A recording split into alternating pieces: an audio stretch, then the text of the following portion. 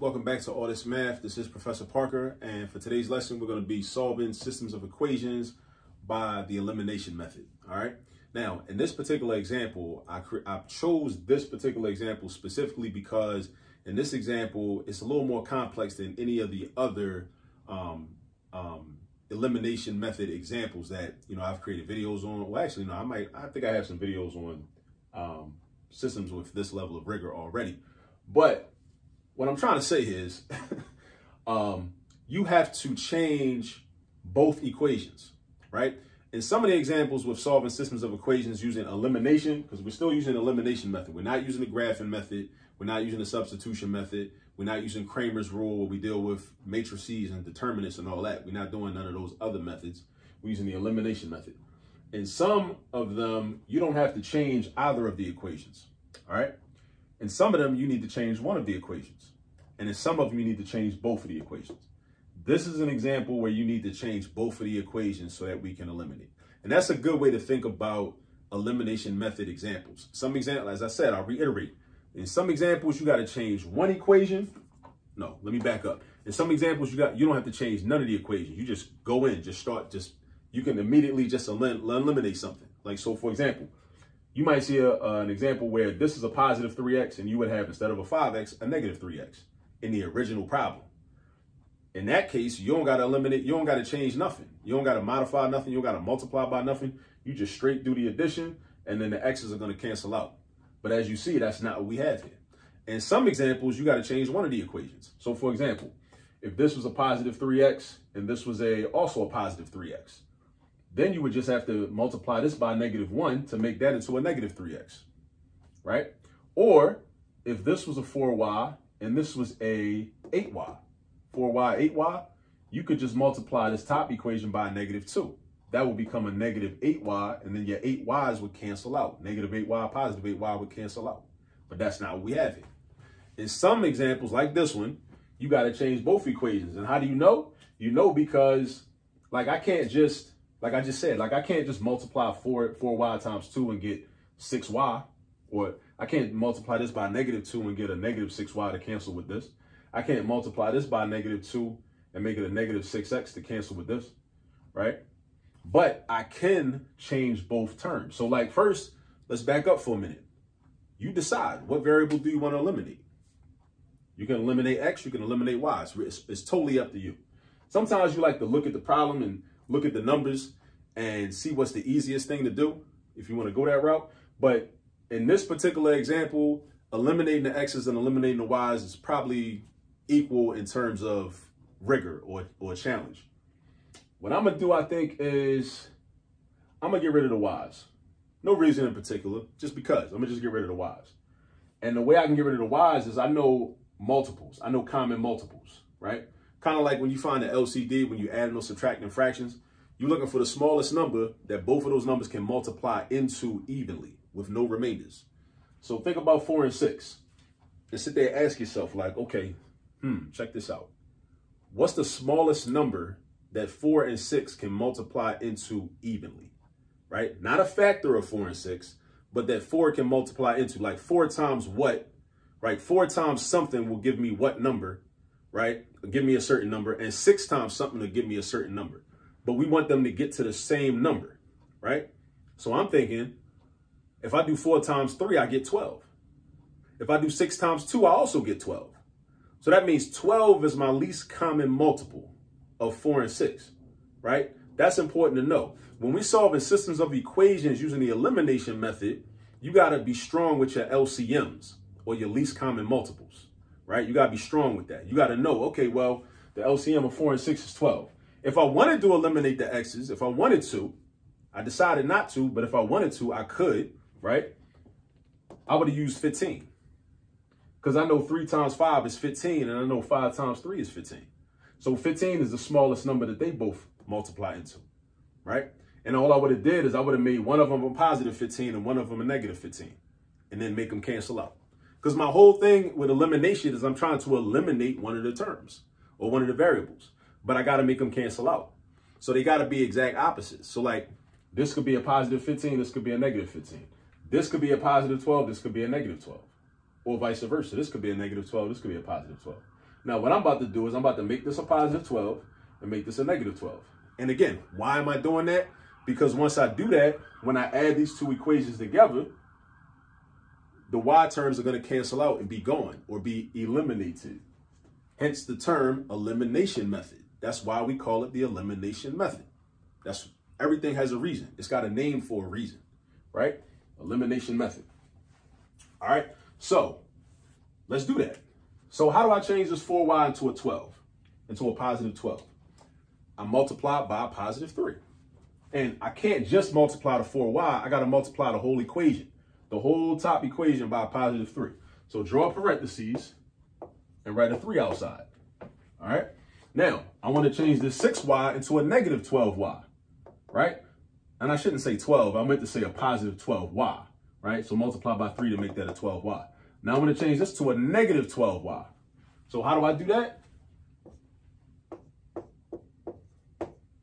Multiply that by negative 2. All right. Now, I set it up. Now it's time to actually do the multiplication. So we got 3 times 3x. That's going to be 9x. 3 times 4y. That's going to be 12y. 3 times 7. That's going to be 21. Negative 2 times 5. Negative 10x. Negative 2 times 6. Negative 12y. Negative 2 times 13. Negative 26. Now we got our system with y terms that are exact opposites. So the y terms will be eliminated as soon as we just add the two equations together. So we do that 9x plus negative 10x is going to be negative x. We do 12y, negative 12y, they cancel out. We do 21 and negative 26, negative 5. So I got negative x equals negative 5. Now don't get confused. Don't think that this is our solution for x. This is not x, this is negative x. And negative x really means negative 1x. Negative x and negative 1x are equivalent.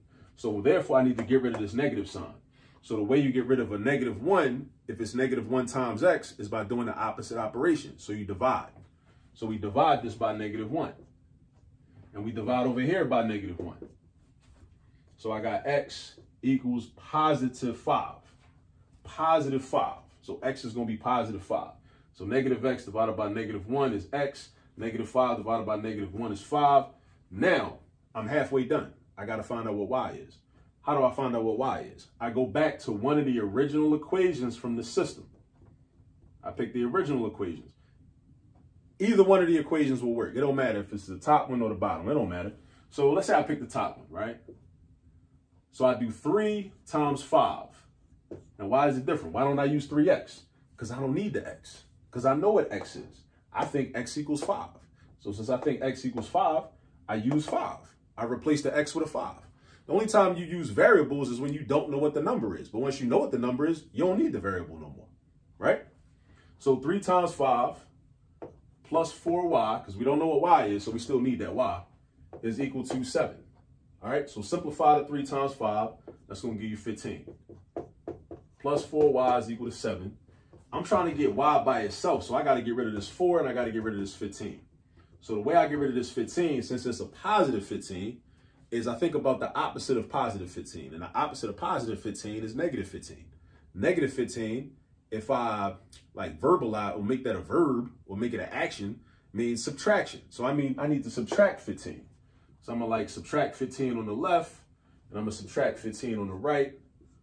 These 15s cancel out. 15 take away 15 is going to be 0. So the 15s are gone. So now I got 4y is equal to 7 take away 15. So that's going to be negative 8. 4y equals negative 8. All right, so 4y equals negative 8. Now I'm trying to get rid of this 4. How do I get rid of this 4, though? Again, do the opposite operation. 4y means 4 times y. 4 times y is multiplication. So the opposite of multiplication is division. So in order to get rid of the 4, I got to do the opposite operation to the 4, which is divide the 4 or divide by 4. So divide by 4. And because it's an equation and I need to stay balanced, if I divide by 4 on the left, I divide by 4 on the right, just as I subtracted 15 on the left and I subtract 15 on the right. So I'm over here with it. Boom, the 4's cancel out. I got y equals negative 2. So I got x equals 5 and y equals negative 2. So I write it like a point. I got 5 and -2, right? But I'm not done yet because I always like to check my work just to make sure, right? So I plug these values in for x and y into the original system, both equations, and make sure I get true statements, right? So 3 times 5 is 15. 4 times -2 is -8. 15 plus -8 is 7. So my solution works for the first equation. Now let's see if it works for the second equation. 5 times 5 is 25. 6 times -2 is -12. 25 plus -12 equals 13. Or 25 minus 12 is 13. That's true. So, right? So, we have a solution. 5 and -2. So again, this was an example of a system of equations solved by the elimination method where we had to change both equations. So when we think of systems of equations, we think of them as 3 different types. One type, well, systems of equations using the elimination method. There are 3 types within that, because I'm not even getting into substitution method or Kramer's rule or none of that. In the elimination method, you either change neither of the equations, you change one of the equations, or you change both of the equations, right? This was an example. This is an example of like one of the harder types where you got to change both of these. We had to change both of them. And again, like I decided I wanted to get rid of the y's. But if I wanted to get rid of the x's, I would have had to multiply by different numbers. So just, you know, but just you got to practice these. You got to practice these. That's the key. Like you could watch me all day, but that's not going to really get you to learn how to do it. You learn how to do it by really getting a page full of problems, maybe like 5 or 6 of them, not a whole lot. You know what I'm saying? Like maybe like 5 or 6 examples and just going in and just doing the work. That's how you really learn it. Like you can use this video as a guide. This will help you, you know, in terms of seeing what the steps are, but this ain't no spectator sport. You're going to have to get down and like, you know, really do the problems on your own. That's how you really learn math. That's really how you learn anything. You got to actually do it, right? So go ahead, get some practice.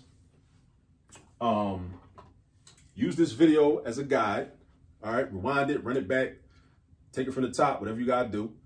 And make sure you're thinking about what you're doing and why you're doing what you're doing as you're going through the example problems that you're doing your own, whether you get them from your teacher, your professor, or you just go online and just download some worksheets on solving systems of equations by the elimination method. All right, but you got to get to practice. And once you get to practice, then it's going to be easy because then your mathematical muscle memory is going to kick in. And that's when it becomes easy. All right. All right. Trust me. All right. So go get some practice and I'll catch up with you on the next video. Peace.